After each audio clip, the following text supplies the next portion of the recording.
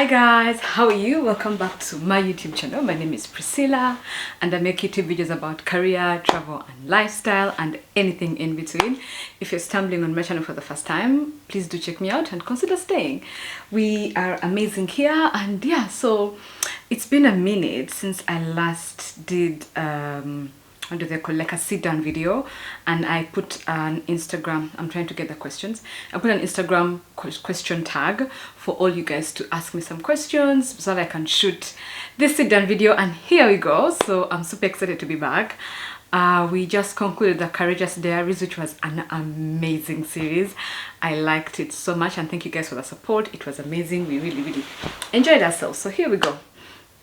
And I have the questions here, and I'm just going to try to answer all of them and try to keep this video short but, you know, fun.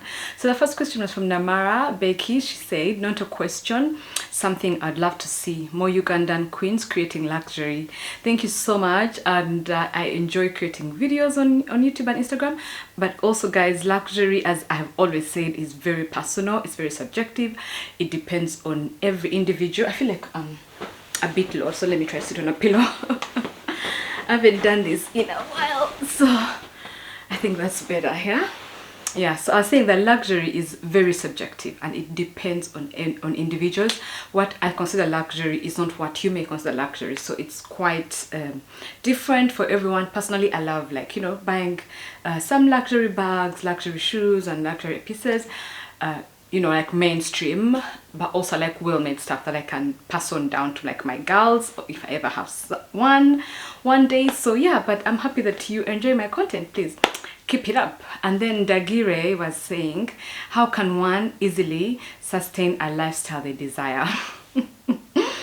Yes, as a lifestyle content creator, I invite you guys into my life and I show you, you know, how I live, where I live, what I do and stuff like that. But I think the one thing that I would say is, one, you have to work hard. I think I have a video I made on soft life and baby girl lifestyle. It's not an accident. It's not by, you know, it doesn't just come by playing, you know, so you really have to work hard at it. And I feel like if you put in the work, you can achieve what it is that you want. But also it's just being deliberate about it, planning, saving, investing, getting as much knowledge about money as possible. It's a journey. You can never ever be there and you say if you're sent to be maze, you know, but you're always learning and always sort of trying to see how you can grow your money, how you can be better as a person. And yeah, so I think that there is no magic fix. Unfortunately, there is no magic fix. You just have to take it one day at a time. So I hope, I don't know, yeah, so just, I think also having like a plan, a vision board also helps to sort of plan your life out and just, you know, see where it is that you want to go and how you're going to get there. So yeah, that is what I would easily say. But also it is living within your means, you know, like there is no need for you to live outside your means. Like, live within your means. You don't need to start buying things that you can't afford simply because you want to impress the gram or whatever. Just be yourself, you know, and those people who vibe with you will vibe with you. And yeah, so, and then Ria Banked asked my favorite place in the world. It's a very good question. I honestly don't know if I have a favorite place in the world. I would say home, but that is so cliche. I honestly don't know. I in this moment right now, if you ask me one of my favorite places, I would still say any place with a beach that is not so crowded, where I can have cheese and wine and I can have long walks, you know. I'm sold. So I think for me it's more of like my ideal place is a place where I can live slow. I like the slow living, so I gravitate towards places like the countryside. Even like the content creators I watch, I like watching people who live in like Cotswold in the UK, the south of France. I'd like Italy. I would live in Cape Town. So I would consider those. Of course, there's bits and like Nanyuki in Nairobi in Kenya. Sorry. So there's places that I would consider my favorite because of the lifestyle I vision for myself and see that I would consider as some of my favorites. I don't know if that makes sense, but I can't really narrow it down to one favorite place. That would be very difficult. Then what has been the best adventure? So Ria Banked again asked, what has been the best adventure activity you have done? Amazing. The best adventure activity I have done, I would say, was it 2013? I think 2013 I went whitewater rafting with a group of my friends. It was so much fun. We fell sick after because we did like a full day of whitewater rafting. It was crazy. I've also bungee jumped, and I think I'd consider those as the most adventurous. I have wanted to skydive and I've not yet been able to. I'm looking forward to that. So as soon as I get to that, it will now become my most interesting adventure. But yeah, so far actually I haven't done like crazy things. So far it's just really been laying on the beach and drinking some mimosas and champagne. Cake Nation UG says, please take us through your childhood, where you grew up, etc.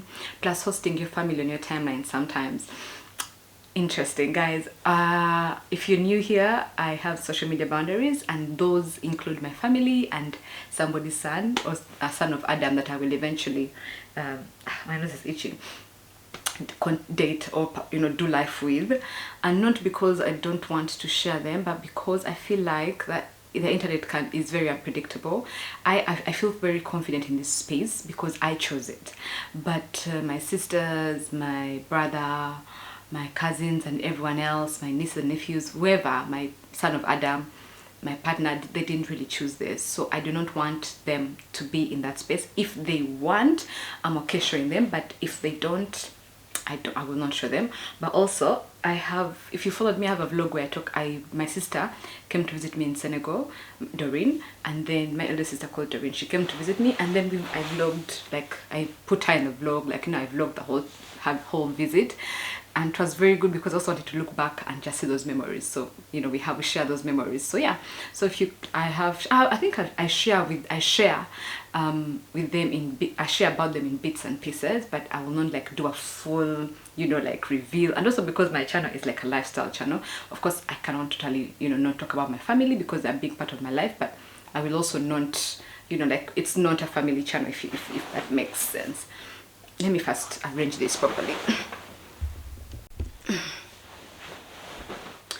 And then she also had asked to take you guys through my childhood. I think I've talked about how I grew up. I grew up from a very normal middle-aged family, nothing extraordinary. We are very hardworking people. Yeah, so that's as much as I can say. I lost my biological parents when I was much younger, and I was raised by my non-biological parents, but I mean they're like my parents, so really. In my family, we don't have biological, we don't have those distinctions. So I really struggle when I'm explaining my family situation to many people because we don't have cousins, we don't have, we're all one big family, and that's how we were all brought up. So, and I really thank God for that. So yeah, it's my family, and we are very happy, very loving, very supportive, very close. My sisters are my friends, my brother is my friend. Like, we are really, really close as a family. We gather together for every Christmas. And as I've gone older, I realized the importance of family so much. Like when you're younger, there's a way but then as I feel like at my age, there's a way family becomes so important. And yeah, so I'm really, really grateful for that. Like, my mom has been super supportive. I think I talked about how she was very instrumental in my construction journey. Like, any property I have, my mom knows about it. She goes to visit. Like, she's just super supportive, and I really thank God for that. So yeah, I talk about my family, and yeah. Then Charity Agaba Ohewa asked me, why were you feeling overexposed? So I talked about this, like after doing Courageous Diaries, I was feeling overexposed, not in a bad way, but because I was we're releasing episodes every week, and I felt the questions were quite deep for us, like for those of us who are part of the series. So at some point, I feel like I was bearing a lot of myself, which didn't, like, it doesn't happen so much in my vlogs. Like, my vlogs are very simple, very, so I felt like I talked about some stuff that I'd never really talked about, my fears, my aspirations, my insecurities, and I felt like, yeah, but now I feel like I've gotten my balance. So yeah, that is why I say that I was feeling a little bit overexposed. Then the other account, it just said, hi, I had skipped the question tag. Please guys, when I put a question tag, engage. Anyway, I'm joking, son by fire by force here, but thank you so much. Then Yangoma asked, how is life as an immigrant? Are you appreciated enough and given credit where due? This is a very interesting question. Life as an immigrant, guys, is not easy because you see, when there is so many, how do I say, expectations, both on yourself but also on the people at home. So I'm lucky and very privileged and very blessed that my family, we don't have black tax. All my sisters and everyone in my family can take care of themselves. But of course I have elderly parents. My mom is retired and stuff like that. So we all pitch in every now and then because she gets some pension, but still you still pitch in. But over and above that, there is just a societal expectation that when you live abroad, there's a certain lifestyle you should live when you're home. For the longest time, I've not had a car. And not for any reason, but because I don't like to drive. Guys, I hate driving. If I can take a border, I'm good. Like, I hate driving. So for me, a car didn't make sense.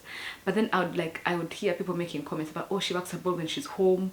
And I'm like, I don't really care. So there's expectations both when you're home and also when you're away from home. And when you're away from home, you don't really fit in. You stand, like, for example, I live in Pakistan. It's an Asian country. I stick out like a sore thumb. Right now, I was just out on the streets. We had gone shopping and it's exhausting. Like, traffic stops, people are staring. You just can't walk and be normal. Like, kids will run after you.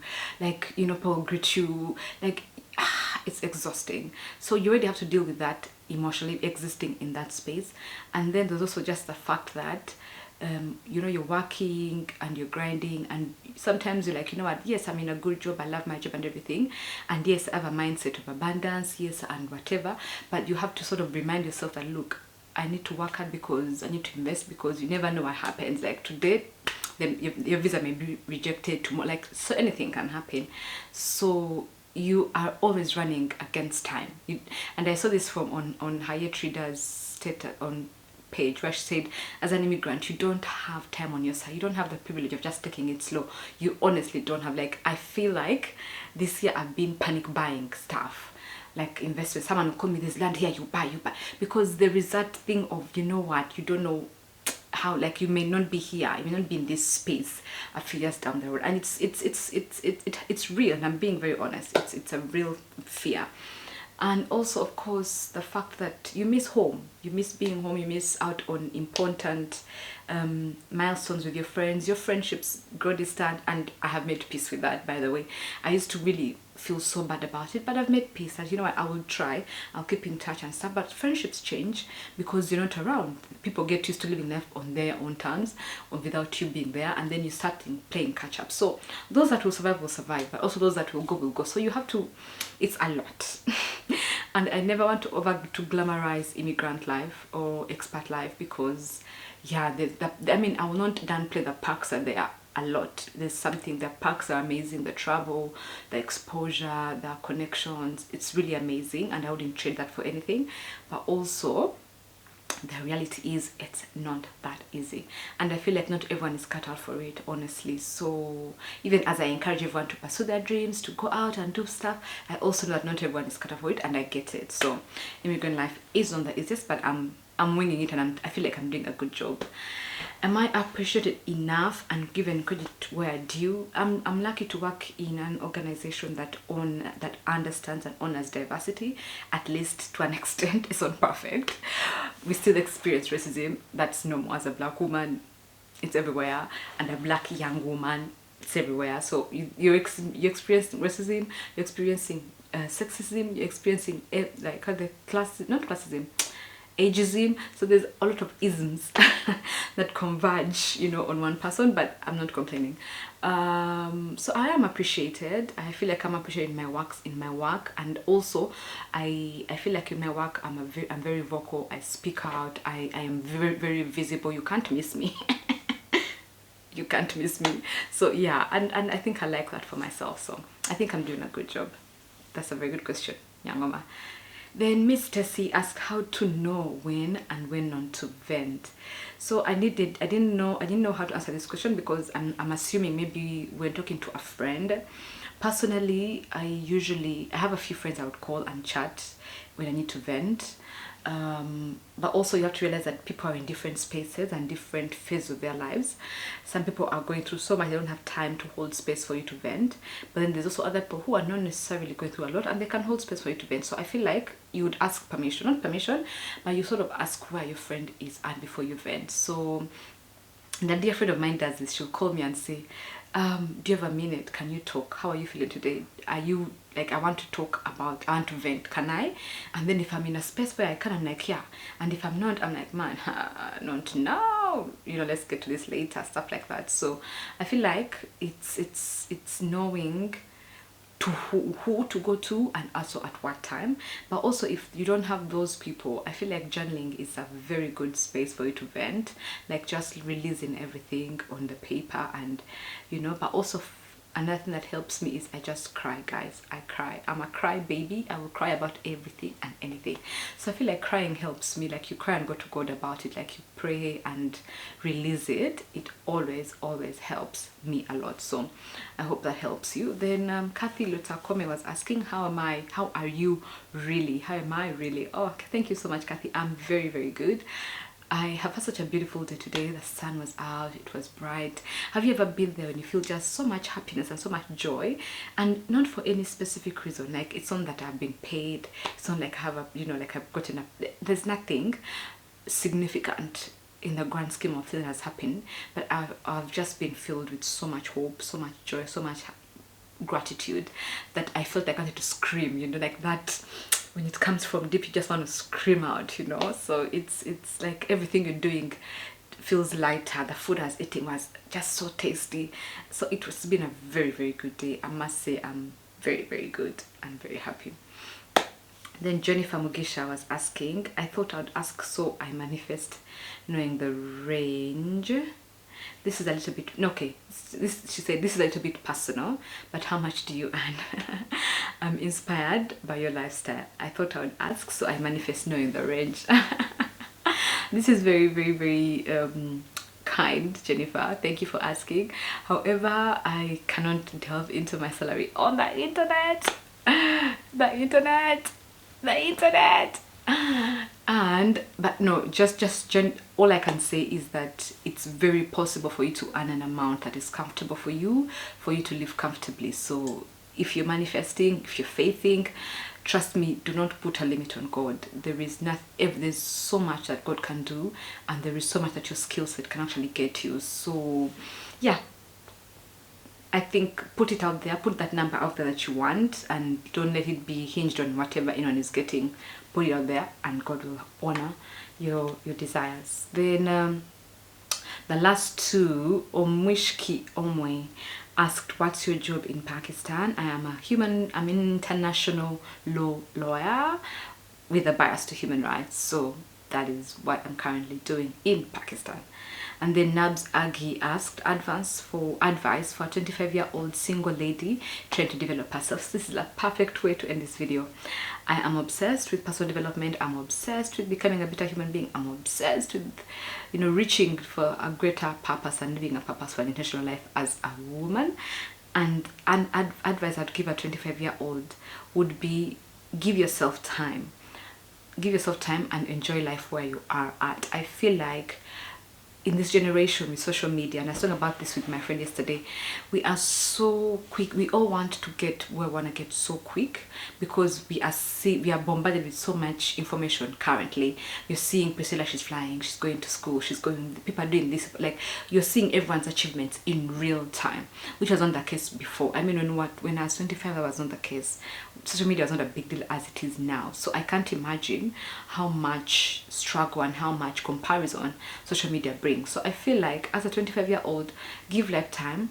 Yes, be ambitious, but at the same time remember that contentment with godliness is good, you know, because it's one thing to aspire to do better and to be in a better place, but also it's another thing for you to become discontent, to become ungrateful, to, you know, to start to become greedy and hungry, to like you do anything to get where you want to go, you know. So I feel like give life time, trust God, nurture yourself, invest in yourself, invest in your community, invest in your friendships, invest in your family, guys. Family relationships are amazing.